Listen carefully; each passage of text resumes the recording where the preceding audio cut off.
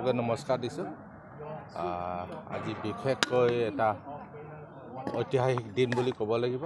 আমাৰ সকলোৰে প্ৰিয় তথা সমগ্ৰ বিশ্বতে জনপ্ৰিয় প্ৰধানমন্ত্ৰী নৰেন্দ্ৰ মোদী ডাঙৰীয়াৰ দ্বাৰা যি আমাৰ ভাৰতবৰ্ষৰ ছাত্ৰ ছাত্ৰীসকলৰ কাৰণে বিশেষকৈ পৰীক্ষাৰ সময়ত যিটো চাপ পৰে, প্ৰেছাৰ যিটো পায়, এই প্ৰেছাৰ মুক্ত কৰিবৰ কাৰণে তেখেতে এখন কিতাপ লিখিছে এক্সাম ৱেৰিয়ৰ বুলি। আৰু এই এক্সাম ৱেৰিয়ৰ কিতাপটো আমাৰ 200 শিলা আছে, 200 পেজ আছে। আৰু এই 200 পেজত টিপ যিটো মন্ত্ৰ, এই টিপছটো 25 আছে। গতিকে সেই লক্ষ্যৰে যে বিশেষকৈ আমাৰ পঢ়ি থকা ছাত্ৰ ছাত্ৰীসকলে ক্লাছ 10 ছাত্ৰ ছাত্ৰীয়ে হওক, ক্লাছ 9 ছাত্ৰ বা higher secondary first year second ইয়াৰে হওক বা ডিগ্ৰী, যে বিশেষকৈ ইলেকশ্যনৰ আগমুহূৰ্ত ছাত্ৰ ছাত্ৰীসকলৰ বহুতো মানে হেঁচা বা প্ৰেছাৰ মানে পৰিয়াল ফালৰ পৰা, গাৰ্জেন পেৰেণ্ট ফালৰ পৰা মানে পায়।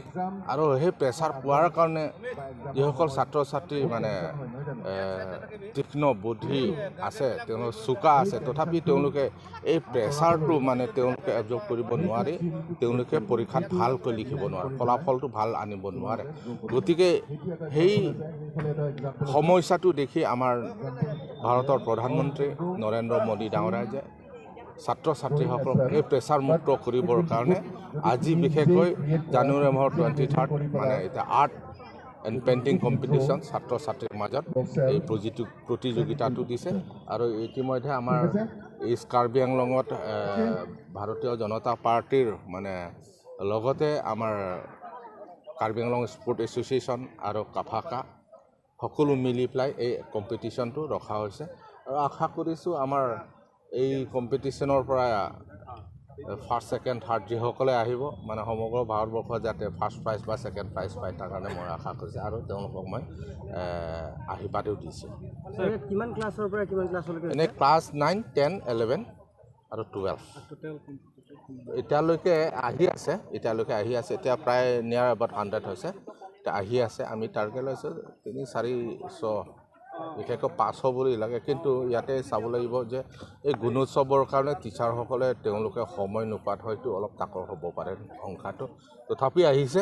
আশা কৰিছোঁ আমাৰ যিটো টাৰ্গেট লৈছোঁ, আমি যিটো টাৰ্গেট লৈছোঁ এই টাৰ্গেট মতে সম্পূৰ্ণ হ'ব। 2018-ৰ পৰা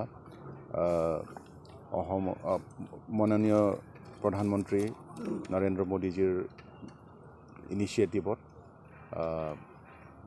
especially those who are going to sit for their final examination, say board examination class 10 আৰু 12, তেখেতসকল ল'ৰা ছোৱালীবোৰ বহুত টেনশ্যন হয় এক্সামৰ সময়ত, বা সেইটো টেনশ্যনটো ইজ কৰিবলৈ, সহজকৈ ল'বলৈ কিছুমান মন্ত্ৰাছ তেখেতে প্ৰদান কৰিছে, ওলাই আনিছে।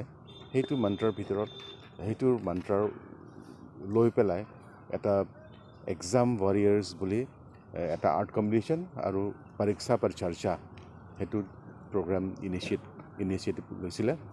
আৰু সেইটো পৰাই এইটো এটা আমাৰ প্ৰগ্ৰাম হ'ল, সেইটো হ'ল art competition specially for class 9 to 12 ষ্টুডেণ্টছৰ কাৰণে। সেইটোৱে আজি আমি কাৰ্বি আংলং স্পৰ্টছ এছ'চিয়েশ্যন গ্ৰাউণ্ডত আমি আৰ্ট কম্পিটিশ্যন পাতিছোঁ। ইয়াত বিভিন্ন স্কুলৰ পৰা, কাৰ্বি আংলং স্কুলৰ পৰা আহিছে সকলো ষ্টুডেণ্টছবোৰ। আৰু স্পেচিয়েলি আমি অৰ্গেনাইজিং কমিটি তৰফৰ পৰা চবৰ ষ্টুডেণ্টক অহাৰ বাবে আমি ধন্যবাদ দিছোঁ। লগতে আমাৰ ছাৰ আছে, তেখেত আমাৰ কনভেনাৰ, মই কনভেনাৰ, আৰু আমাৰ MP ছাৰো আছিলে।